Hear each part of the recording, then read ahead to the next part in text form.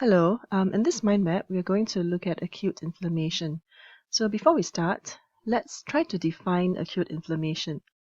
So this is a protective response of the body of vascularized tissue that aims to neutralize and eliminate agents that cause injury, as well as our own dead tissue. So it's essentially a response of living tissue to any injurious agents. Now, what are some of these injurious agents or causes of acute inflammation? Well, we'll start off with biological agents, such as microbial organisms, and this includes things like bacteria, fungal organisms, parasites, etc. In the next category, we have necrotic tissue, which is essentially endogenous material, and this can incite a heavy inflammatory response. For example, in acute myocardial infarction, the necrotic cardiomyocytes are often very heavily infiltrated with neutrophils.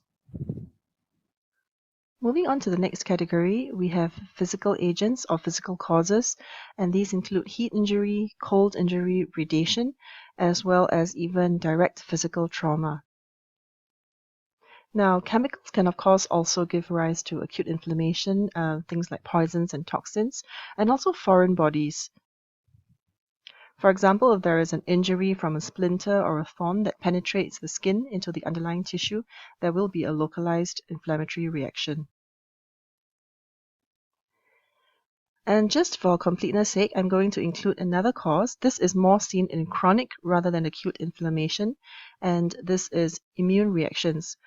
So there are actually 4 types of hypersensitivity reactions, which you will learn about later.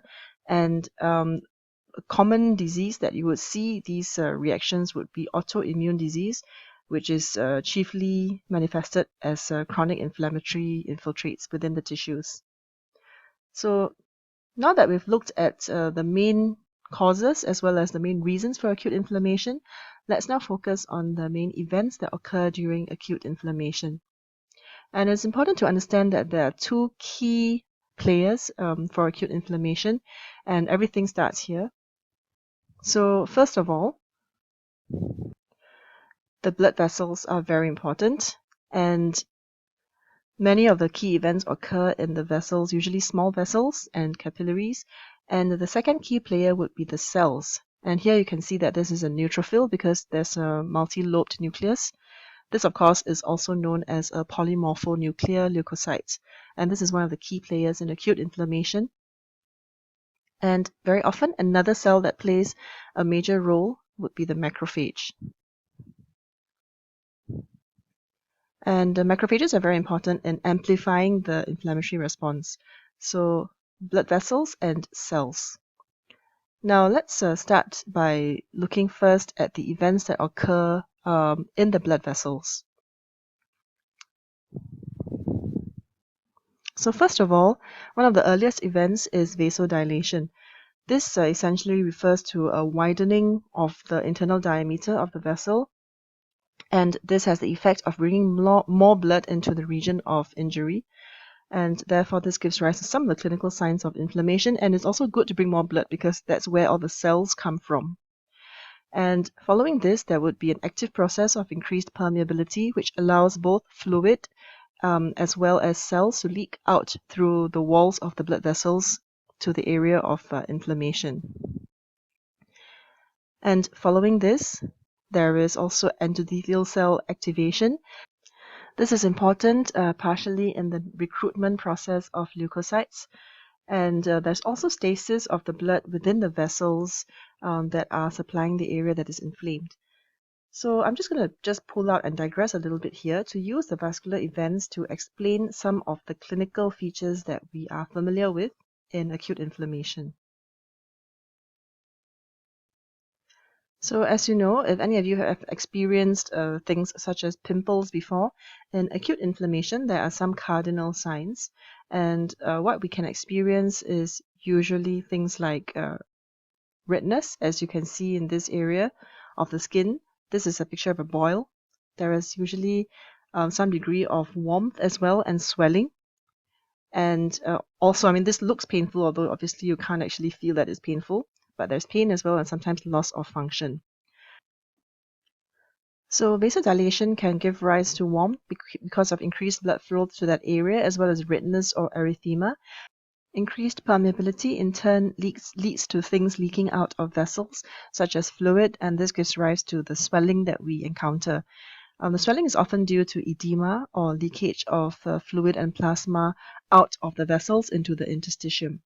Now, there are also other signs of acute inflammation, and these would include pain as well as loss of function.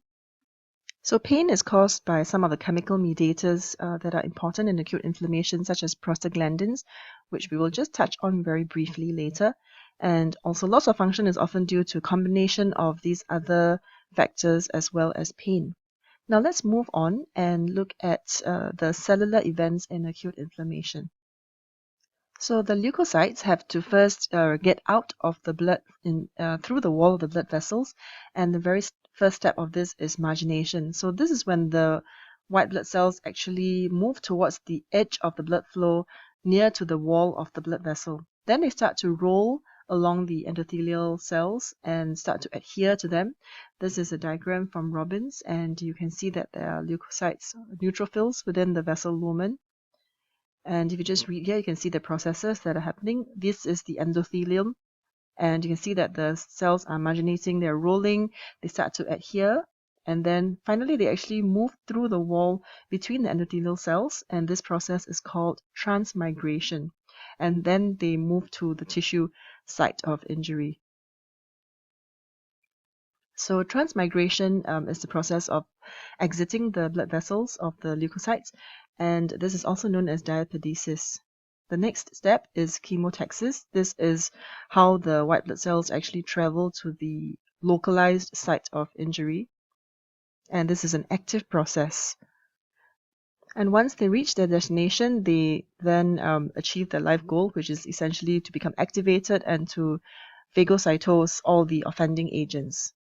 So this is again a very active process and involves eating up the agent and releasing lysosomal enzymes to destroy the offending agent. So this is a picture again from Robbins of a neutrophil, and you can see it has basically eaten up or phagocytosed a bacterium.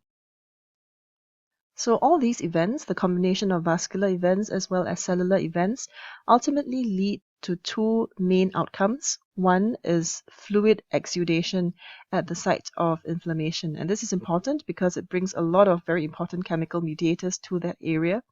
And of course, the second one is cellular recruitment. So again, essentially what's happening is that we're bringing the fluid and we're bringing the leukocytes to the site. And this is because a lot of the important chemicals that give rise to all these things that happen during inflammation are derived from fluid and from cells. So just to briefly end off, I'll say a few words about chemical mediators. So again, we need to know first of all, where do they come from? Fluid and cells. And the cells include leukocytes, endothelial cells, platelets as well. A very important chemical mediator is tumor necrosis factor alpha or TNF alpha, and this is responsible for many of the systemic effects of inflammation such as fever and loss of appetite. Now, pain is caused by prostaglandins. These are derived from arachidonic acid, which can be found in the cell membranes of many of the cells that are involved in inflammation, including leukocytes, as well as blood vessel and endothelial cells. Understanding these chemical mediators and also the cellular events will help us to understand the mechanism of some of the anti-inflammatory drugs that are used commonly, such as corticosteroids. Now, just to sum up everything, we've looked at acute inflammation, what is the ultimate goal, which is to neutralize, to eliminate injurious agents, and to wall off the area of injury. We've looked at the causes of acute inflammation, as well as the main events, which involve the blood vessels and the key cellular players. And we've looked at also the ultimate goal of fluid exudation and cellular recruitment, which brings the chemical mediators and cells to the localized area to concentrate the inflammatory reaction.